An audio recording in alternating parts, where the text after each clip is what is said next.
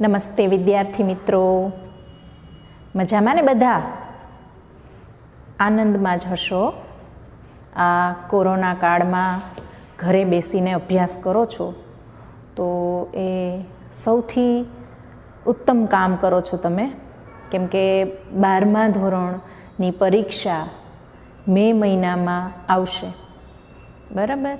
તો એની તૈયારીઓ આજથી જ, અત્યારથી જ, આમ તો ઘણા સમયથી શરૂ જ છે, પણ હજુ ઘણાને જો આળસ આવતી હોય તો એ શરૂ કરી દેજો. તો આપણે પ્રકરણ 11 જેમાં આલ્કોહોલની રાસાયણિક પ્રક્રિયાઓ જોઈ, હવે આપણે આજે ફિનોલની રાસાયણિક પ્રક્રિયાઓ જોવાની છે. તો ફિનોલમાં આપણને સૌને ખ્યાલ છે બેન્ઝીન રિંગ આવે છે. તો ફિનોલની જે પ્રક્રિયાઓ છે એ આ બેન્ઝીન રિંગને અનુલક્ષીને પણ જોવા મળે છે.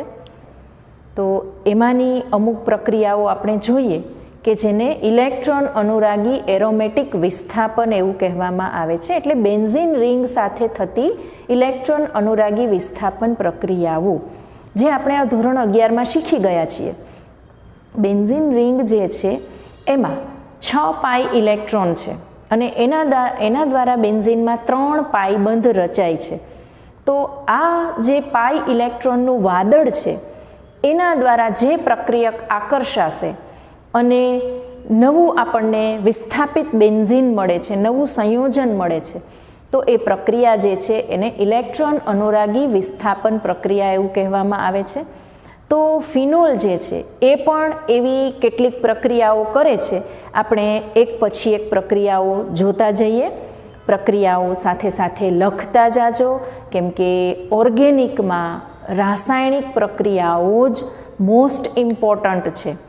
અને તમે 10, 11, 12 અને 13 એટલા 4 પાઠ તમે ઓર્ગેનિકના કડકડાટ કરી લેશો તો એમાં બધી પ્રક્રિયાઓ જે છે એ મિક્સઅપ થવાનો સંભવ છે, બરાબર? આલ્ડીહાઇડ છે, કીટોન છે, carboxylic acid, alcohol, phenol, hello alkane, amine સંયોજનો.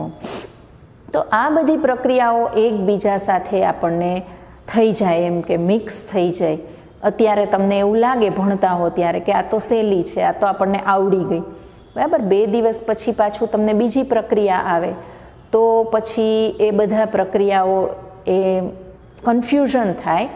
એટલે એવું ન થાય, એટલે પ્રક્રિયાઓ 5-5 વાર લખતા જાઓ અને આખો એક પાઠ પૂરો થાય ત્યારે બધી પ્રક્રિયાઓ એક સાથે એ તમે લખી નાખો તો તમને વધારે ફાયદો થશે. એટલે રોજે રોજ આ પ્રક્રિયાઓ જે છે એ કરતા રહેશો તો ફાયદો થશે. તો આજે આપણે જોઈએ ફિનોલની પ્રક્રિયાઓમાં ઇલેક્ટ્રોન અનુરાગી વિસ્થાપન પ્રક્રિયા. એમાં પહેલું છે નાઇટ્રેશન. તો નાઇટ્રેશન એટલે આપણને ખ્યાલ છે નાઇટ્રો સમૂહ દાખલ કરવો, અને નાઇટ્રો સમૂહ એ HNO3 એટલે કે સાંદ્ર નાઇટ્રિક એસિડ વડે એ નાઇટ્રો સમૂહ છે એ દાખલ થાય છે. પણ અહીંયા એ આપણે મંદ નાઇટ્રિક એસિડ સાથે અને નીચા તાપમાને પણ એ પ્રક્રિયા થાય છે. તો ફિનોલ જે છે એની નાઇટ્રિક એસિડ સાથેની નીચા તાપમાને એટલે સામાન્ય તાપમાને 298 કેલ્વિન તાપમાને આપણે પ્રક્રિયા કરીએ તો આપણને 2 સમઘટકોનું મિશ્રણ મળે છે, ઓર્થો અને પેરા. અહીંયા આપણે જોઈએ કે બેન્ઝીનના આપણને 3 સમઘટકો મળી શકે, ઓર્થો, પેરા અને મેટા. એમાંથી ઓર્થો પેરા હંમેશા મિશ્રણમાં જ મળશે અને મેટા સમઘટક એકલો મળે છે. તો આપણને ખ્યાલ છે કે આવું શા માટે થાય છે, 3 સમઘટકો એક સાથે કેમ નથી મળતા? તો આપણે 11મા ધોરણમાં શીખી ગયા છીએ કે અમુક ક્રિયાશીલ સમૂહ જે છે એ ઓર્થોપેરા નિર્દેશક હોય છે અને અમુક ક્રિયાશીલ સમૂહ છે એ મેટા નિર્દેશક હોય છે, બરાબર? એટલે કે બેન્ઝીન જે છે એની ઉપર એવો કોઈ ક્રિયાશીલ સમૂહ આપણે દાખલ કરીએ તો એ ક્રિયાશીલ સમૂહની અસરથી નવો દાખલ થનાર ક્રિયાશીલ સમૂહ એ કાં તો ઓર્થોપેરા સ્થાનમાં જશે અને કાં તો એ મેટા સ્થાનમાં જશે. એ નક્કી કોણ કરે છે? તો ક્રિયાશીલ સમૂહ જે પહેલેથી જ બેન્ઝીન ઉપર હાજર છે એ ક્રિયાશીલ સમૂહ નક્કી કરે છે, જેને આપણે ઓર્થોપેરા નિર્દેશક અસર અને મેટા નિર્દેશક અસર આપણે 11મા ધોરણમાં શીખી ગયા છીએ. તો અહીંયા બેન્ઝીન ઉપર OH સમૂહ છે એટલે કે ફિનોલ જે છે એમાં હાઇડ્રોક્સી બેન્ઝીન છે, તો એ હાઇડ્રોક્સી સમૂહ OH સમૂહ છે એ ઓર્થો અને પેરા નિર્દેશક છે. એટલા માટે અહીંયા આપણને જે કાંઈ પણ નિપજ મળશે એ આપણને ઓર્થોપેરા નિપજ સ્વરૂપે આપણને મળશે. ઓર્થોપેરા સમઘટકોનું કાં તો મિશ્રણ મળશે, કાં તો એક મુખ્ય હશે, એક છે એ ગૌણ હશે. તો અહીંયા નાઇટ્રેશનમાં પણ ફિનોલનું નાઇટ્રેશન આપણે મંદ નાઇટ્રિક એસિડ સાથે નીચા તાપમાને કરીએ તો આપણને 2 સમઘટકોનું મિશ્રણ મળે છે, ઓર્થોનાઇટ્રોફિનોલ અને પેરાનાઇટ્રોફિનોલ. લખીએ પ્રક્રિયા આપણે, સાથે સાથે લખતા જજો.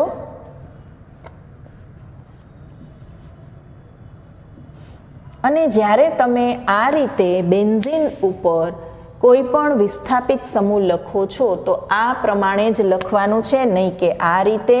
ઘણા વિદ્યાર્થીઓને આવી ટેવ હોય છે, બરાબર, આમ ગમે તેમ લખી નાખે. તો જે ક્રિયાશીલ સમૂહમાંનો જે પરમાણુ બેન્ઝીન સાથે જોડાયેલો હોય એ જ અહીંયા આ પ્રમાણે જોડવાનું છે, બરાબર. પરીક્ષામાં આ રીતે લખો તો રાઉન્ડ કરી અને તમારો અડધો માર્ક્સ કાં તો કટ થાય અથવા તો આખો માર્ક્સ કટ થઈ જાય. તો આ રીતે આપણે જોઈએ. અને નીચે નામ લખવાનું ભૂલવાનું નથી. દર વખતે હું નહીં લખું પણ તમારે લખવું જરૂરી છે. તો આપણે આ રીતે HNO3 એરો ઉપર પણ જે કાંઈ આપણને આપેલું હોય એ લખવું કમ્પલસરી છે. તો અહીંયા આપણને 2 સમઘટકોનું મિશ્રણ મળે છે, ઓર્થોનાઇટ્રોફિનોલ અને પેરાનાઇટ્રોફિનોલ, બરાબર છે. હવે અહીંયા તમે ધ્યાનથી જોશો તો ઓર્થોનાઇટ્રોફિનોલ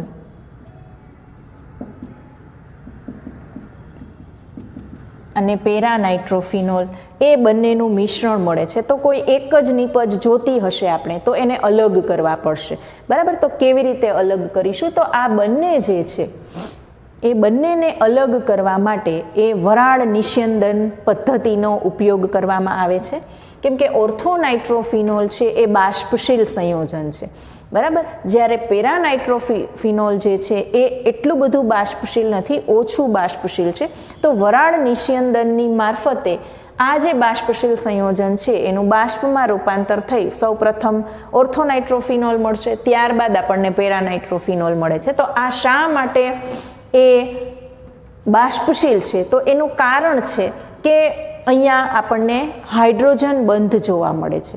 હાઇડ્રોજન બંધના 2 પ્રકાર છે, જે પણ આપણે 11મા ધોરણમાં શીખી ગયા છીએ. આંતઃ આણ્વીય હાઇડ્રોજન બંધ, ઇન્ટ્રામોલેક્યુલર, આંતર આણ્વીય હાઇડ્રોજન બંધ, ઇન્ટરમોલેક્યુલર, બરાબર. આંતઃ આણ્વીય હાઇડ્રોજન બંધ એટલે કે અણુ કોઈ હોય એમાં જ અંદરો અંદર જ 2 પરમાણુઓ વચ્ચે જ્યારે હાઇડ્રોજન બંધ રચાય છે ત્યારે આંતઃ આણ્વીય હાઇડ્રોજન બંધ કહેવામાં આવે છે. જ્યારે 2 અણુ વચ્ચે, બરાબર, 2 જુદા જુદા અણુ વચ્ચે હાઇડ્રોજન બંધ રચાય તો તેને આપણે આંતર આણ્વીય હાઇડ્રોજન બંધ કહીએ છીએ. તો અહીંયા આ નાઇટ્રોફિનોલ જે છે, ઓર્થોનાઇટ્રોફિનોલ, એમાં આ રીતે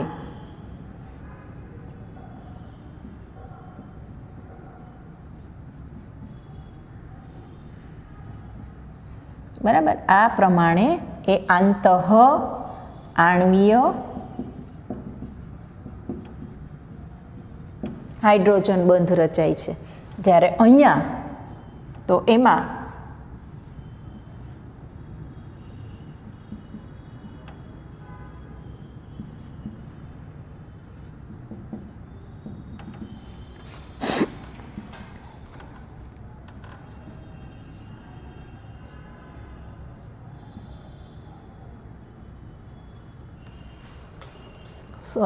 આ રીતે જોવા મળે છે OH.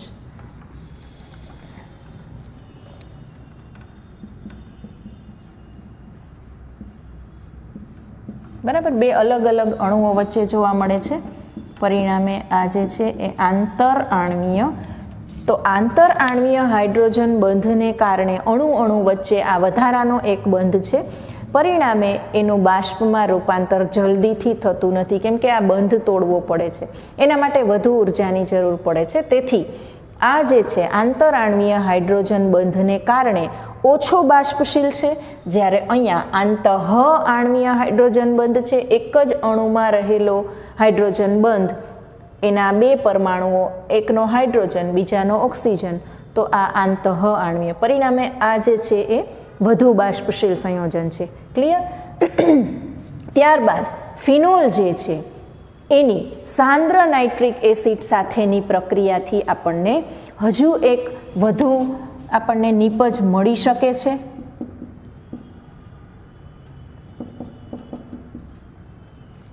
ત્રણે ત્રણ જે સ્થાન જે છે એમાં નાઇટ્રો સમૂહ દાખલ થાય છે 2,4,6 ટ્રાય નાઇટ્રોફિનોલ. બરાબર, 2,4,6 ટ્રાય નાઇટ્રોફિનોલ. તો આ ખૂબ અગત્યનું સંયોજન છે, જેને પિક્રિક એસિડ એવું પણ કહેવામાં આવે છે. પિક્રિક એસિડ એવું કહેવામાં આવે છે કેમ કે આ જે ત્રણે ત્રણ નાઇટ્રો સમૂહ છે, બરાબર, એની ઇલેક્ટ્રોન આકર્ષક અસરને કારણે અહીંયા OH માનો જે હાઇડ્રોજન છે H+ તરીકે ખૂબ સરળતાથી એ મુક્ત કરે છે.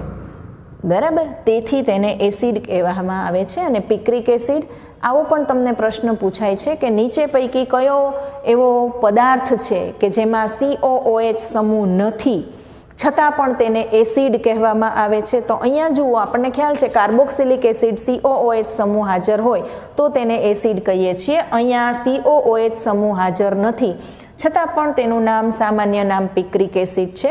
તો એ રીતે 2,4,6 ટ્રાયનાઇટ્રોફિનોલ, આમ તો ફિનોલ આપણને ખ્યાલ છે એસિડિક ગુણધર્મ ધરાવે છે, તો આ ત્રણે ત્રણ ક્રિયાશીલ સમૂહની હાજરીને કારણે, ઇલેક્ટ્રોન આકર્ષક સમૂહની હાજરીને કારણે OH જે છે એનો H+ એ સરળતાથી દૂર થાય છે. એટલે એની ફિનોલની એસિડિકતામાં આ ત્રણે ત્રણ ક્રિયાશીલ સમૂહ વધારે એનો ફાળો આપે છે દૂર કરવા માટે. એટલે એ એસિડિકતા માટે, એની પ્રબળતા માટે જવાબદાર છે. તો પિક્રિક એસિડ અથવા તો 2,4,6 ટ્રાયનાઇટ્રોફિનોલ.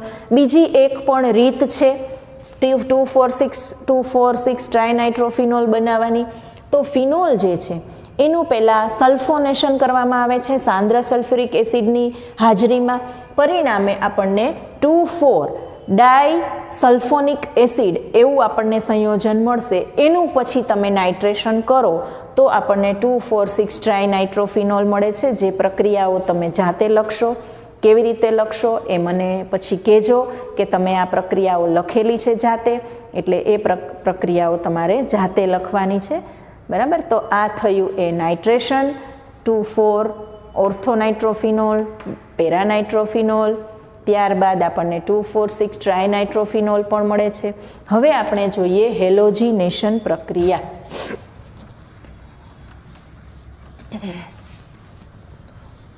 તો હેલોજિનેશન પ્રક્રિયા જે છે એ પણ અલગ અલગ પ્રક્રિયા પરિસ્થિતિમાં અલગ અલગ નીપજ આપણને આપી શકે છે. હેલોજિનેશન એટલે કે હેલોજન સમૂહ દાખલ કરવો. તો અહીંયા આપણને માત્ર બ્રોમિનેશન જ આપેલું છે. તો બ્રોમિનેશન બે રીતે થઈ શકે છે. એક તો બ્રોમિનેશન છે, આપણને ખ્યાલ છે કે જો બેન્ઝીનનું બ્રોમિનેશન કરીએ તો બ્રોમિન અને લુઈસ ઉદ્દીપક FeBr3ની હાજરીમાં આપણે એનું બ્રોમિનેશન કરીએ તો આપણને બ્રોમોબેન્ઝીન છે એ મળે છે. પણ અહીંયા એ આપણે એના કરતાં નીચો કોઈ પણ લુઈસ એસિડ હોય, નીચી જેની ધ્રુવીયતા હોય એવો પણ પદાર્થ આપણે વાપરીએ તો અહીંયા તમને ઉદાહરણ આપેલું છે કે કાં તો તમે કાર્બન ડાયસલ્ફાઇડની હાજરીમાં બ્રોમિનની પ્રક્રિયા અથવા તો તમે ક્લોરોફોર્મની હાજરીમાં એ પ્રક્રિયા પણ કરી શકો છો. તો CHCl3 અથવા તો CH2. તો આપણને બે નિપજો મળે છે, ઓર્થોબ્રોમોફિનોલ અને પેરાબ્રોમોફિનોલ. બરાબર, આ ઉપરાંત હજુ એક નિપજ પણ મળી શકે છે 2,4,6 ટ્રાયબ્રોમોફિનોલ. તો આપણે ડાયરેક્ટ બ્રોમિન જળની જો ફિનોલ સાથે પ્રક્રિયા કરીશું તો આપણને આ રીતે 2,4,6 ટ્રાયબ્રોમોફિનોલ છે એ મળશે. તો અહીંયા આપણને 2 પ્રકારની નીપજ આપણને મળી શકે છે. કયો પ્રક્રિયક વાપરીએ છીએ, બરાબર, કયો ઉદ્દીપક વાપરીએ છીએ, એની જે છે એને અનુસંધાને આપણને ફિનોલનું હેલોજિનેશન છે એ આપેલું છે. તો પ્રક્રિયા આપણે લખીએ, બરાબર. અથવા કાર્બન ડાઇસલ્ફાઇડમાં બનાવેલું CHCl3 એટલે કે ક્લોરોફોર્મમાં બનાવેલું, અથવા કાર્બન ડાઇસલ્ફાઇડમાં બનાવેલું બ્રોમિનનું દ્રાવણ, અને તાપમાન ખૂબ નીચું રાખવાનું છે, 273 કેલ્વિન તાપમાન. તો આપણને 2 નીપજો મળી શકે છે, બરાબર, ઓર્થોબ્રોમોફિનોલ અને પેરાબ્રોમોફિનોલ. IUPAC નામ શું થશે? 2-બ્રોમોફિનોલ અથવા તો 4-બ્રોમોફિનોલ. એમાં જે 4-બ્રોમોફિનોલ છે એ મુખ્ય નીપજ મળે છે, આ જે છે એ ગૌણ નીપજ મળે છે, બરાબર. તો આ રીતે ત્યારબાદ બ્રોમિન જળ સાથે જ ડાયરેક્ટ પ્રક્રિયા કરીએ તો એ આપણને 2,4,6 ટ્રાયબ્રોમોફિનોલ. પ્રક્રિયા પરિસ્થિતિ કે તાપમાન નથી આપેલું, પણ 3Br2 જળ. તો આ રીતે આપણને 2,4,6 ટ્રાયબ્રોમોફિનોલ મળે છે. વિકલ્પમાં પ્રશ્ન ખાસ પૂછાઈ શકે તમને, બરાબર. આ પ્રક્રિયક હોય તો આ 2 નીપજ મળશે, અને ડાયરેક્ટ બ્રોમિન જળ હોય તો આ નીપજ મળશે, બરાબર. તો આ રીતે એ હેલોજિનેશન પ્રક્રિયા. ત્યારબાદ હવે મોસ્ટ ઇમ્પોર્ટન્ટ 2 પ્રક્રિયાઓ, ખૂબ અગત્યની પ્રક્રિયાઓ છે, પૂછાય જ છે. એક કોલ્બે પ્રક્રિયા અને એક છે એ રીમર-ટીમાન પ્રક્રિયા. મોસ્ટ ઇમ્પોર્ટન્ટ પ્રક્રિયાઓ છે. તો પહેલાં આપણે કોલ્બે પ્રક્રિયા જોઈએ.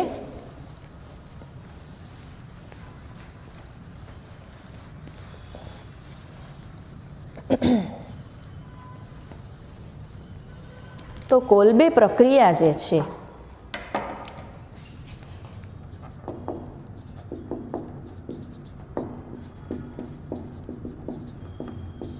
COOH સમૂહ જે છે એ દાખલ કરવાનો છે ફિનોલમાં, કાર્બોક્સિલિક એસિડ દાખલ કરવાનો છે, અને જે નીપજ મળે છે તેને સેલિસિલિક એસિડ એવું કહેવામાં આવે છે. અગાઉ આપણે સેલિસિલિક એસિડનો જે એસિટાઇલેશન કરેલું હતું, બરાબર, એસ્પિરિન મળતું હતું, તો અહીંયા આપણે સેલિસિલિક એસિડ મેળવવાનો છે. કેવી રીતે મેળવશું? તો ફિનોલ છે એની પહેલાં જલીય સોડિયમ હાઇડ્રોક્સાઇડ સાથે પ્રક્રિયા કરીએ એટલે આપણને સોડિયમ ફિનોક્સાઇડ ક્ષાર મળે છે, બરાબર. બધી પ્રક્રિયાઓમાં આ તો આવશે જ.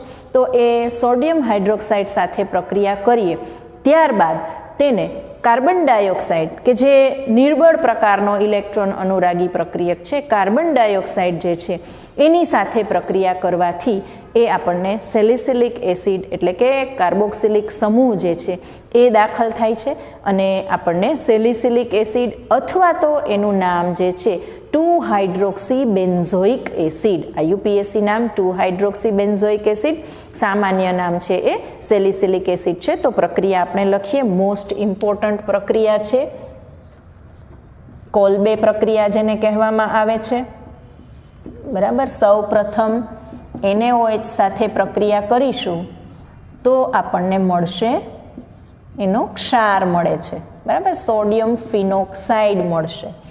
ત્યારબાદ કાર્બન ડાયોક્સાઇડ જે છે એની સાથે અને ત્યારબાદ એસિડ વડે તેનું એસિડીકરણ થઈ અને આ રીતે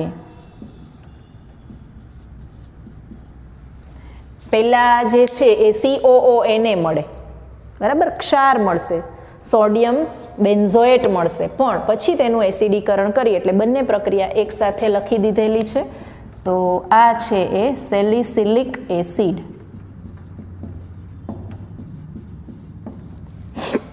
બામ જેવી સુગંધ આવે આની. સેલિસિલિક એસિડ છે એ બામ બનાવવામાં આપણે એનો ઉપયોગ કરવામાં આવે છે, બરાબર. ત્યારબાદ છે રીમર-ટીમાન પ્રક્રિયા. જેમ અહીંયા આપણે કાર્બોક્સિલિક સમૂહ દાખલ કરેલો છે એમ આપણે આલ્ડીહાઇડ સમૂહ દાખલ કરવાનો છે. તો એ પણ ખૂબ અગત્યની પ્રક્રિયા છે. તો એમાં ક્લોરોફોર્મ અને NaOH એની પ્રક્રિયા દ્વારા આપણને સેલિસાલ્ડીહાઇડ મળે છે. તો પહેલાં મધ્યવર્તી સંયોજન બને છે અને ત્યારબાદ એનું આપણે એસિડીકરણ કરીએ તો આપણને એમાં NaOH વડે આપણે કરીએ એટલે જળ વિભાજનથી અને પછી એસિડીકરણ કરવાથી આપણને સેલિસાલ્ડીહાઇડ એટલે કે આલ્ડીહાઇડ સમૂહ છે એ દાખલ કરી શકીએ છીએ. અહીંયા કાર્બોક્સિલિક સમૂહ અને ત્યારબાદ છે એ આપણે આલ્ડીહાઇડ સમૂહ. તો એ પ્રક્રિયા પણ આપણે જોઈએ. બરાબર, રીમર ટીમાન પ્રક્રિયા. બધી પ્રક્રિયાઓના નામ પણ યાદ રાખજો. તો એમાં ક્લોરોફોર્મ, હા તો લઈ લઈશ, હા, CHCl3 પ્લસ જલીય NaOH. તો પેલા મધ્યવર્તી સંયોજન મળે છે.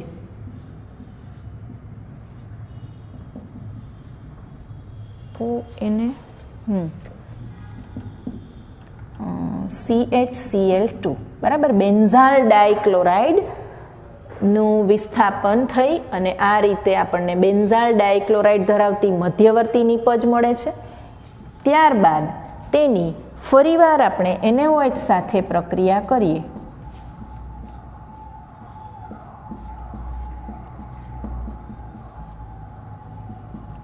આ રીતે આપણે આલ્ડીહાઇડ સમૂહ દાખલ કરી શકીએ છીએ. હવે અહીંયા તો છે જ ને હજુ એને, તો એનું H+ સાથે એસિડીકરણ કરવાથી આપણને આ પ્રમાણે સેલિસાલ્ડીહાઇડ, આ UPSC નામ શું થશે? શું થશે?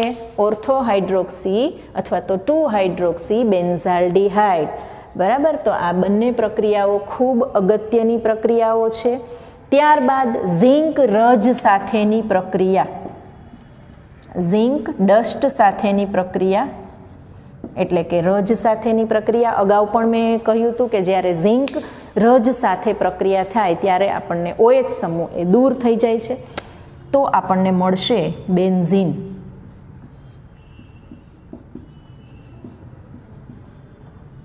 ઝિંક રજ સાથેની પ્રક્રિયા, ઊંચા તાપમાને પ્રક્રિયા કરો તો એમાંથી OH સમૂહ દૂર થઈ જાય છે, ઝિંક ઓક્સાઇડ મળે છે. હવે આ પ્રક્રિયા એવી છે કે અહીંયા જેટલા પણ OH સમૂહ હશે એ બધા ઝિંક ડસ્ટ સાથેની પ્રક્રિયાથી એ દૂર થઈ અને આપણને બેન્ઝીન મળે છે.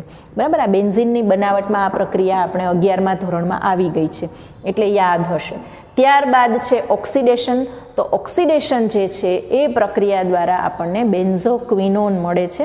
તો ઓક્સિડેશન માટે એ આપણે નિર્બળ ઓક્સિડેશન કરતા અથવા તો કોઈ પણ પ્રબળ, તો એમાં Na2Cr2O7 એસિડિક સોડિયમ ડાયક્રોમેટની હાજરીમાં ફિનોલનું ઓક્સિડેશન કરવાથી આપણને બેન્ઝોક્વિનોન મળે છે. અહીંયા લખીએ આપણે પ્રક્રિયા.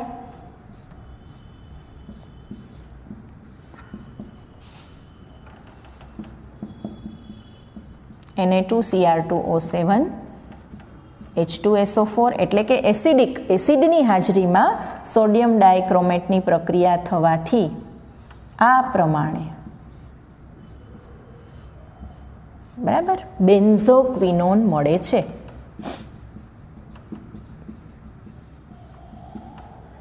ક્વિનોન. તો આ પ્રક્રિયા જે છે એ ફિનોલની પ્રક્રિયાઓ ખૂબ અગત્યની પ્રક્રિયાઓ છે. તો એ રીતે તમને પૂછાઈ શકે છે 2 માર્ક્સમાં કે 3 માર્ક્સમાં તમને અલગ અલગ પ્રક્રિયાઓ પૂછાઈ શકે. પ્રક્રિયાઓ લખી નાખજો. ત્યારબાદ જે ઔદ્યોગિક જે રીત આપેલી છે, ઔદ્યોગિક રીતે અગત્યના આલ્કોહોલ સંયોજનો, એમાં એક મિથેનોલ અને એક ઇથેનોલ છે જે તમારે પૂછાવાનું નથી. ઇથેનોલની બનાવટ આપણને આવડે જ છે, બરાબર, 10મા ધોરણમાં પણ તમારે આવી ગઈ છે. આવતું હતું ને ઓલું ઝાયમેઝ ઉત્સેચક, બરાબર, એના દ્વારા આપણને પેલા આથવણ દ્વારા આપણે શેરડીનું જે છે મોલાસીસ, એના આથવણ દ્વારા એ ઇથેનોલનું ઉત્પાદન આપણે 10મા ધોરણમાં આવી ગયું છે. અહીંયા પણ એ જ આપેલું છે, પણ તમારે પરીક્ષામાં પૂછાવાનું નથી. એટલે હવે આપણે નેક્સ્ટ સેશનમાં ઇથર સંયોજનો છે એની બનાવટ, એની પ્રક્રિયાઓ એ આપણે જોઈશું. Thank you.